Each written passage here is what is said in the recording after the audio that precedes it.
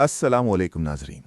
पिछले किस्त में हमने देखा कि किस तरह अज़ाज़ील ने अपनी साल हा साल की इबादत को तकब्बुर की भेंट चढ़ा दिया और इब्लीस बन गया। अल्लाह के हुक्म की नाफरमानी ने उसे हमेशा के लिए मरदूद कर दिया। लेकिन इस जवाल ने उसके दिल में तौबा के बजाय हसद और इंतकाम की आग भड़का दी। वो जानता था कि उसकी इस जिल्लत का सबब वो नई मखलूक है जिसे मिट्टी से पैदा किया गया, यानी हज़रत आदम अलैहिस्सलाम। इब्लीस ने अल्लाह के सामने खड़े होकर ये चैलेंज दिया, जिसका जिक्र सूरतुल आराफ आयत नंबर 16 और 17 में है। उसने कहा, चूंकि तूने मुझे गुमराह किया है, मैं भी अब तेरी सीधी राह पर इन इंसानों की ताक में बैठूंगा। फिर इनके आगे से, इनके पीछे से, इनके दाएं से और इनके बाएं से आऊंगा, और तू इनमें से अक्सर को शुक्रगुजार नहीं पाएगा। आज की वीडियो में हम देखेंगे कि इब्लीस ने अपने इस भयानक अहद की शुरुआत कैसे की और जन्नत में रहने वाले पहले इंसानी जोड़े को किस तरह अपने जाल में फंसाया। हज़रत आदम अलैहिस्सलाम को पैदा करने के बाद अल्लाह ताला ने उनकी पसली से उनकी शरीक हयात हज़रत हव्वा अलैहिस्सलाम को पैदा फरमाया। उन दोनों का ठिकाना जन्नत बना दिया गया, जहां ना धूप की तपिश थी, ना भूख का डर और ना ही बुढ़ापे का खौफ। अल्लाह ताला ने उन्हें हर तरह की आज़ादी दी, लेकिन एक खास इम्तिहान भी रखा। सूरतुल बकरा आयत नंबर 35 में इरशाद बारी ताला है, और हमने कहा, ए आदम, तुम और तुम्हारी बीवी जन्नत में रहो और यहां से जो चाहो जी भर कर खाओ, मगर इस दरख्त के करीब न जाना, वरना तुम जालिमों में से हो जाओगे। मुफस्सरीन फरमाते हैं कि वो दरख्त क्या था, इसके बारे में मुख्तलिफ आरा हैं। कुछ इसे गंदुम, कुछ अंगूर और कुछ खजूर कहते हैं। लेकिन असल बात दरख्त की किस्म नहीं, बल्कि अल्लाह का वो हुक्म था जिसने इंसान के इरादे को आजमाना था। इब्लीस जन्नत से निकाले जाने के बाद चैन से नहीं बैठा था। वो मुसलसल इस तगोदौ में था कि किसी तरह हज़रत आदम अलैहिस्सलाम तक रसाई हासिल करे। रिवायात में आता है कि उसने मुख्तलिफ जानवरों को इस्तेमाल करके या किसी बहरूप में जन्नत की हुदूद में दाखिल होने की कोशिश की। उसने ये नहीं किया कि जाते ही उन्हें गुनाह की दावत दे देता, क्योंकि वो जानता था कि हज़रत आदम अलैहिस्सलाम अल्लाह के बरगुज़ीदा बंदे हैं।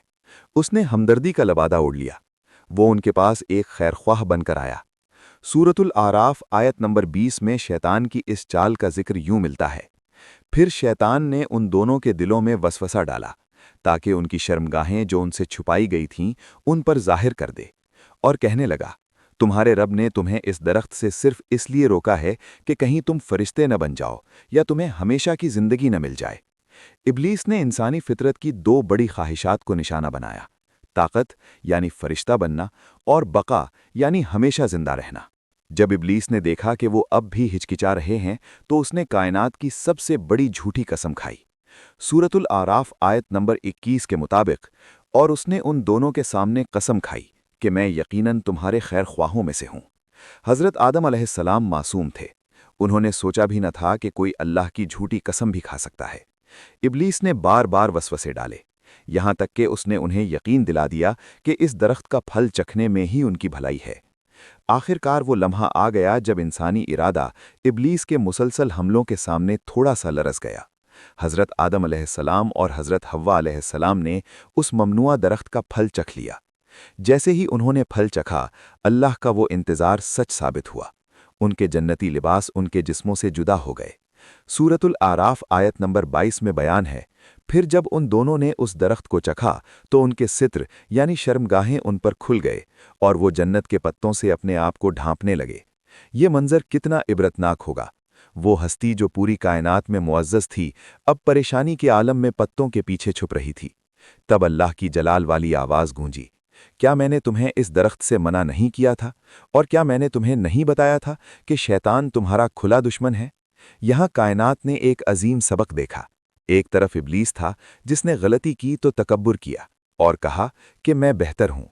दूसरी तरफ हज़रत आदम अलैहिस्सलाम थे, जिन्होंने अपनी गलती तस्लीम की और नदामत से सर झुका दिया। अल्लाह ताला ने उन्हें वो कलिमात सिखाए जिनके ज़रिए तौबा कबूल होती है। सूरतुल आराफ आयत नंबर 23 के वो अल्फाज आज भी हर मोमिन की पनाहगाह हैं। रब्बना ज़लमना अनफुसना व इल्लम तग़फ़िर लना व तरहमना लनकूनन्ना मिनल खासिरीन। ए हमारे रब, हमने अपनी जानों पर जुल्म किया, और अगर तूने हमें मुआफ़ न किया और हम पर रहम न किया तो हम यकीनन नुकसान उठाने वालों में से हो जाएंगे। अल्लाह ने उनकी तौबा कबूल कर ली लेकिन कायनात के नए निज़ाम के तहत उन्हें ज़मीन पर उतार दिया। ये ज़मीन अब उनकी इम्तिहानगाह थी, जहां उन्हें और उनकी औलाद को इब्लीस के खिलाफ ये जंग क़यामत तक लड़नी थी। नाज़रीन, हज़रत आदम अलैहिस्सलाम का ये किस्सा हमें ये सिखाता है कि शैतान कभी आपको गुनाह की दावत देकर नहीं डराता, बल्कि वो दोस्त बनकर आपके दिल में वसवसे डालता है। वो हमेशा आपके वक़ार और हया पर हमला करता है। लेकिन इस किस्से का सबसे बड़ा पैगाम तौबा है। गुनाह इंसान से हो सकता है, लेकिन गुनाह पर इसरार करना शैतानी सिफत है, और तौबा कर लेना रहमानी सिफत है। अगर आपको पैगाम इस्लाम की ये इल्मी और तहकीकी वीडियो पसंद आई हो तो इसे लाइक करें और अपने दोस्तों के साथ शेयर करें। हमारे चैनल को सब्सक्राइब करना न भूलें, ताकि इस सीरीज़ की अगली किस्त, जिसमें हम ज़मीन पर इंसान की पहली आजमाइश के बारे में बात करेंगे, आप तक बरवक्त पहुंच सके। अल्लाह हमें शैतान के शर से महफूज रखे और सराते मुस्तकीम पर चलने की तौफीक अता फरमाए। आमीन।